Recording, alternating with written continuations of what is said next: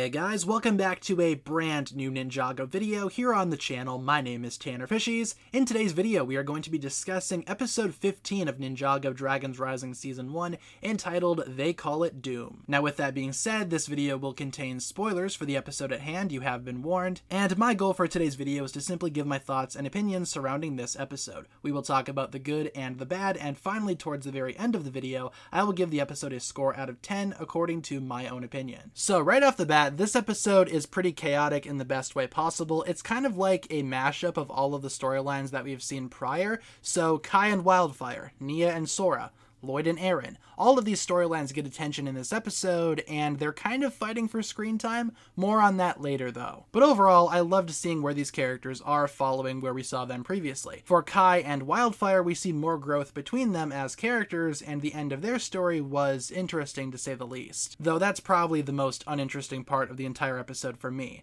In terms of Nia and Sora, they say goodbye to Ericor, one of the best new characters that was introduced for Dragons Rising, and towards the end of the episode, they do meet up with Cole in his new Earth Golem form, and this is just a taste of what's to come for Cole. The fight scene between him and Nia was also really exciting. It seems like that's a common theme with the ninja reuniting in Dragons Rising. They fight for a bit, then they realize who they are, and then they make up and be friends again. But I loved the battle between Nia and Cole, and the realization for both of them was very sweet to watch. It's always fun to see these two characters reunite, and like I said, this is just a taste of what's to come. I'm sure the next episode will dive deeper into this and give us more interactions between the two. More personal, less violent interactions as well. But the main focus of this episode is, again, on Lloyd and Aaron. They enter a very serene environment, it's absolutely beautiful, and they need to interact with the snail people in order to get the dragon core. And these snail people are so funny. First of all, they captured Raptin, who tried to sneak up on them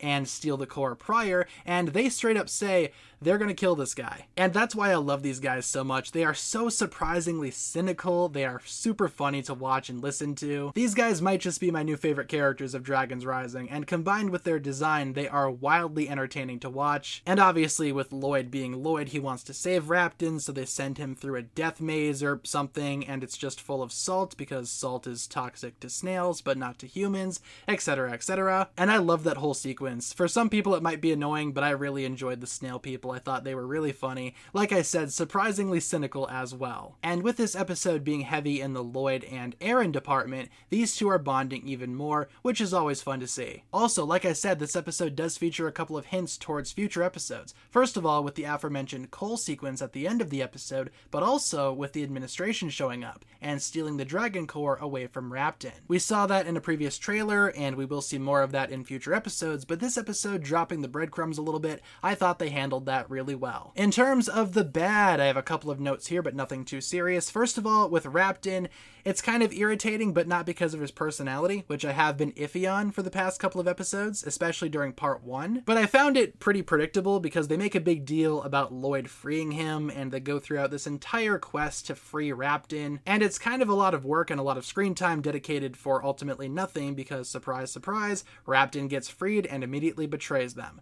Shocker. So I kind of found that whole sequence to be somewhat annoyingly predictable, but I can see that being the charm as well. And also, as mentioned earlier, the episode does kind of tackle a lot of things at once, and as such, the episode can sometimes feel a little bit too unfocused, maybe a little bit too discombobulated. The episode kind of jumped around a lot and shifted focus often, which wasn't as bad as previous episodes in other seasons that handled a similar structure, but still, it was pretty noticeable and kind of annoying from time to time. Again, there isn't anything too bad about this episode, but I figured I would make my grievances known.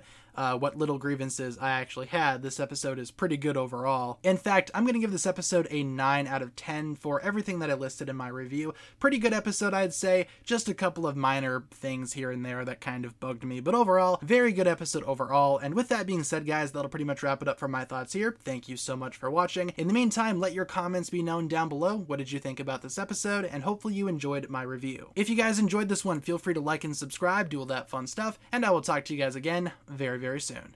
Peace.